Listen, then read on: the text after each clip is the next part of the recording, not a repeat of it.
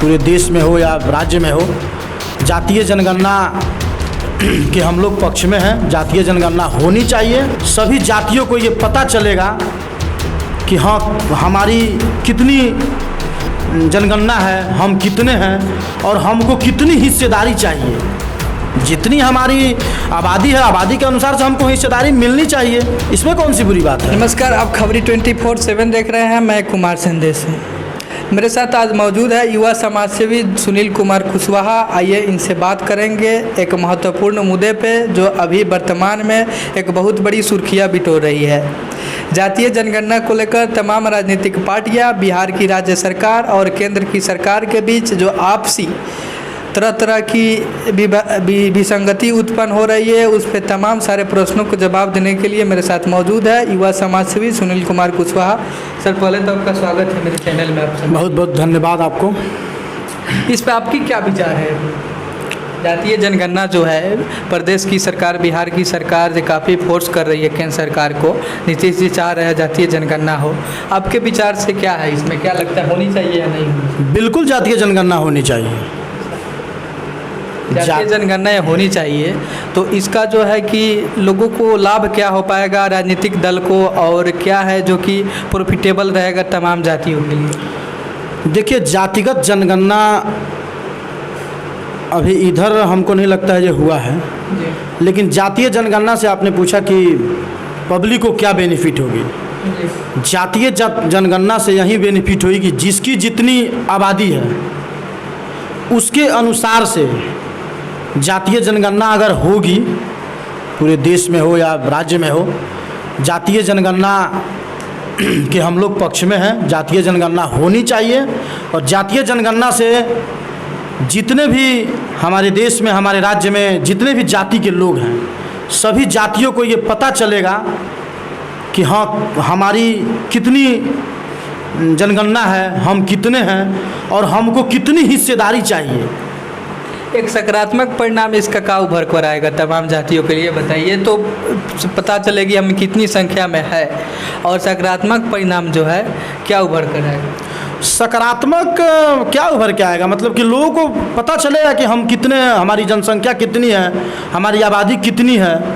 आबादी के पता चलने के बाद लोग तो राजनीतिक में हिस्सेदारी अपनी मांगेंगे सारी तमाम राजनीतिक पार्टियों से। जिस जाति की पॉपुलेशन ज़्यादा है वो तो चाहे कि कोई राजनीतिक दल हमको ज़्यादा जो कि है अपने संरक्षण में, मेरे संरक्षण में रहे या हमको ज़्यादा तरजीह दे, ऐसा भी तो उम्मीद जाति करेगी। बिल्कुल होना चाहिए, क्यों नहीं होना चाहिए। जिस जाति की अगर संख्या कम होती है, सारे जातीय से निचले स्तर पर होते हैं संख्या के क्षेत्र में, तो क्या उसको जो तमाम सरकारी लाभ है या उसके लिए जीना महत्वपूर्ण है कि लोग कोसेंगे? नहीं, मैंने ये बात कहाँ कहा कि उनको जीने का हक नहीं है। जितनी जिनकी आबादी है उसके अनुसार उसको अपनी हिस्सेदारी मिलनी चाहिए।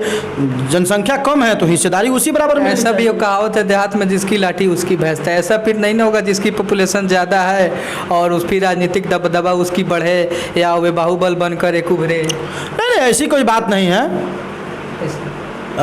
जो भी दबे कुचले लोग हैं समाज में, उनको आगे आकर आखिर उनको कैसे पता चलेगा कि हमारी कितनी आबादी है। अच्छा, एक प्रश्न थोड़ा हटके है। आपके विचार से नीतीश जी बिहार के यशस्वी मुख्यमंत्री है, विकास पुरुष लगते हैं, आपका निजी विचार क्या है? हाँ नाम है, हाँ या ना, हाँ या नाम है? नहीं, ऐसा कोई बात नहीं है। नीतीश जी हमारे बस यही।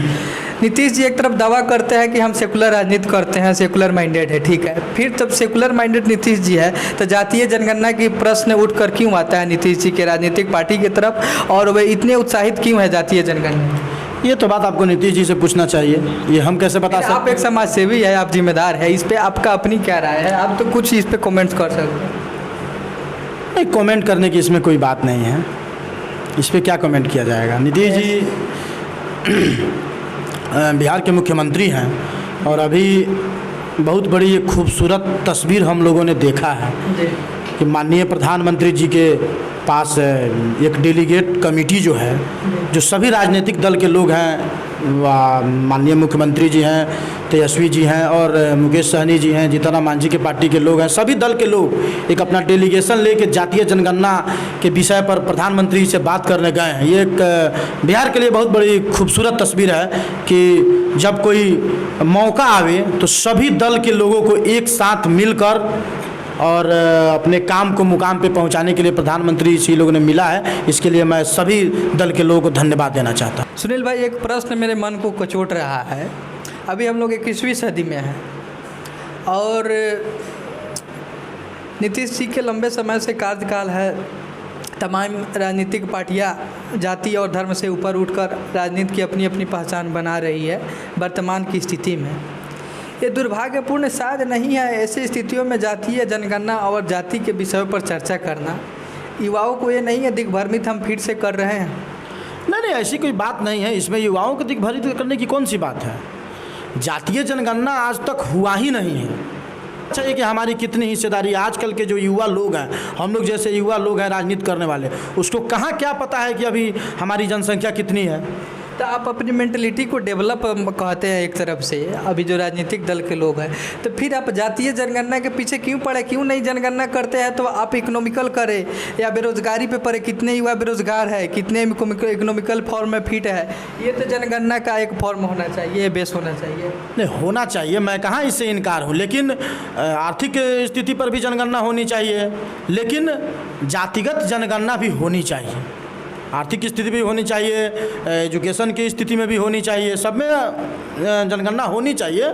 ऐसा कोई बात नहीं है जो नहीं होनी चाहिए, उसमें भी होनी चाहिए। चलिए, मेरे साथ सुनील कुमार कुशवाहा थे। इनका कहना है जातीय जनगणना होनी चाहिए, ये उसके सपोर्ट में है। जातीय जनगणना से इनका कहना है कि एक सकारात्मक परिणाम उभर कर आएगा कि इस जाति के कितने लोग हैं, उनको अपने संख्या जानने का जो कि अधिकार मिलेगा। धन्यवाद।